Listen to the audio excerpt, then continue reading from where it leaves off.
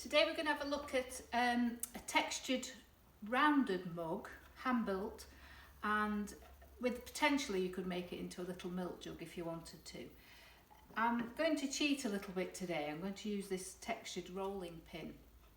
As I said before, a lot of cake making things, you can find things like this in cake making tools, but you could also use things like wallpaper, lace, anything that's textured that wouldn't stick to the clay. So I've prepared my clay as usual, rolled it out, and I've made myself a little template.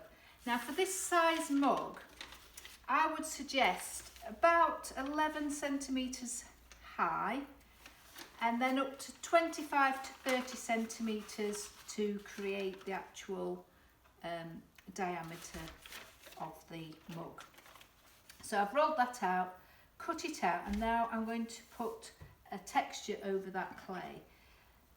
Just going to use a kidney just to smooth that off before I put the texture in.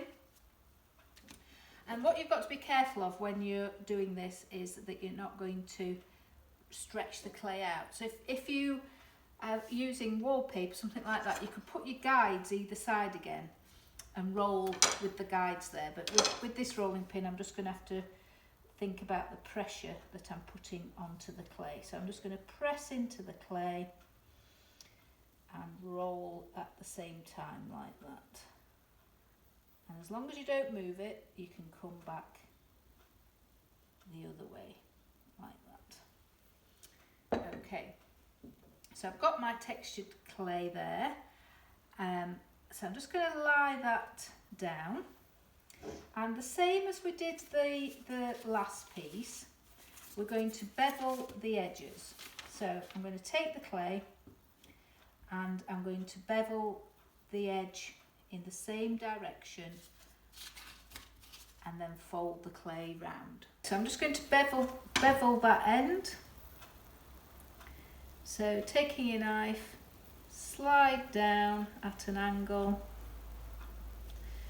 and then we'll do the same on this end, the same angle, just taking that down and sliding that down the edge of the clay like that.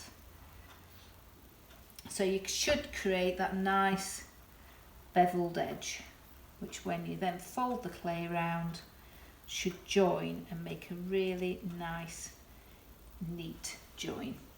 So I'm not going to use a former today because it's a little bit more of an organic shape. So I'm going to join those edges and then I'll show you what we're going to do next. Okay, so I've joined that edge and joined it inside, just smooth that over so it's nice and strong. And then what I'm going to do is mark out quarters. So I'm just going to just put a line roughly across the middle like that, and this is then where I am going to line up to put my feet. Okay, so that's all joined now, and what I'm going to do is just make marks on here kind of at 12 o'clock, 3 o'clock, 6 o'clock, 9 o'clock. So I'm just going to mark that off on there. And I've made this little triangular template, and the idea is I'm going to lay that at those points and just cut out that triangle shape. You should end up with like this castle effect of where the triangle's been cut out. And what you're going to do then is push these in towards the middle like this, and you're going to join those edges together. So scratch and slip them and push those together.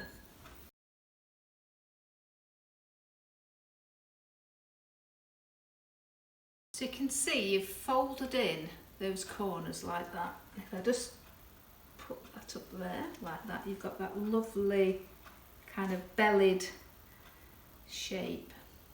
So what I'm going to do now is make a little base and attach the base, and I'm going to dry it off a little bit so it doesn't sag. And then it's up to you. You could actually square that off. I quite like it rounded, so I'm just going to just sponge that off a little bit, round it off.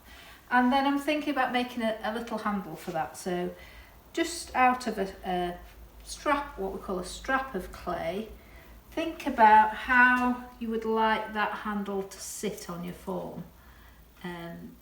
So because you've got those little dips, it could fit into there quite nicely. So I'm going to shape that and slip that on, scratch and slip that on. And then what you're going to do is we're going to start bellying out the middle part of the cup.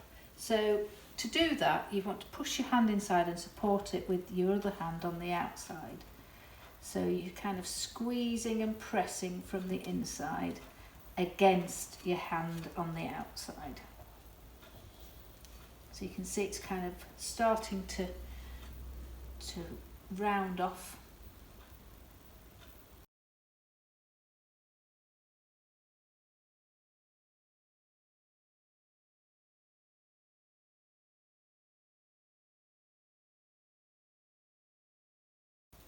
So you can see I bellied